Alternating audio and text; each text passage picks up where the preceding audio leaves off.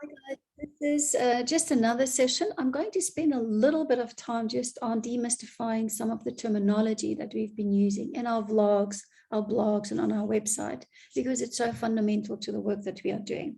So number one, I'm going to share a little bit with you, on sensory thresholds. Secondly, the sensory matrix, and thirdly, our sensory tree. So this is just a quick little introduction. So sensory thresholds is absolutely the baseline of what we are doing. And your sensory thresholds are part of your genetic wiring. You don't choose to do this. This is how your body and your brain intuitively responds to any stimulation from the environment. Think about thresholds or pain thresholds. When someone have low pain threshold, they feel pain very quickly.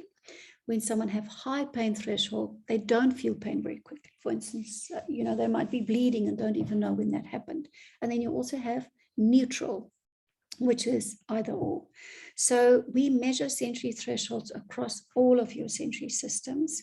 And just an example, someone with low auditory threshold will be sensitive to noise. They get irritable with noise. They get overloaded by noise.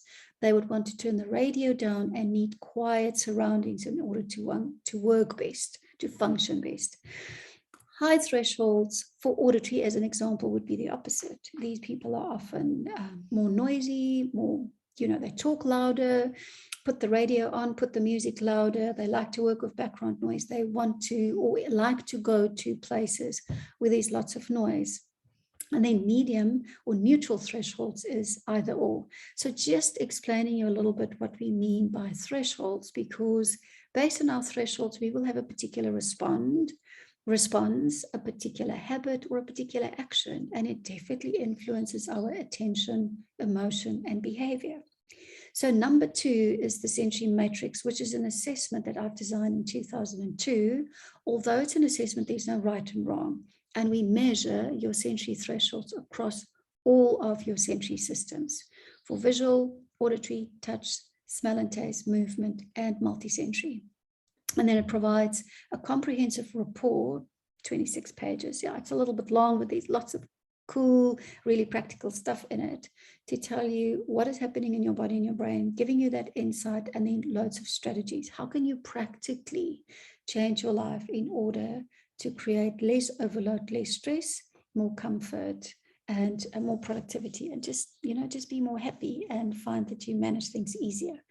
And then the sensory tree, the third component, which is an analogy that I've designed in the early 2000s to explain thresholds for groups of people.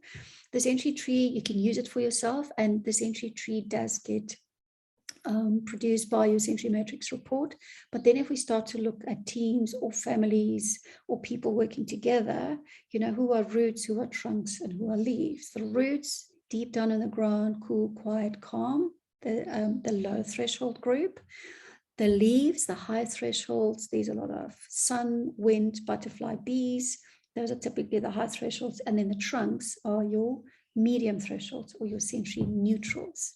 So if we talk about dynamics or team dynamics or what is happening, this is a great way to be more compassionate, non-threatening. There's no right and wrong, to explain why do we do the things that we do. And when we irritate or annoy other people, that is often a reason for it. So it kind of just helps us to understand those human behavior dynamics. So that's the quick introduction about those three things. Again, sensory thresholds, it's really what it's all about. The sensory matrix, your assessment that we do all online, and then the sensory tree, just a fun analogy to use and to understand why you either have avoiding, seeking, or neutral type of response, and then to explain that to the rest of the group. Based on that, that's all for now. Take care and cheers.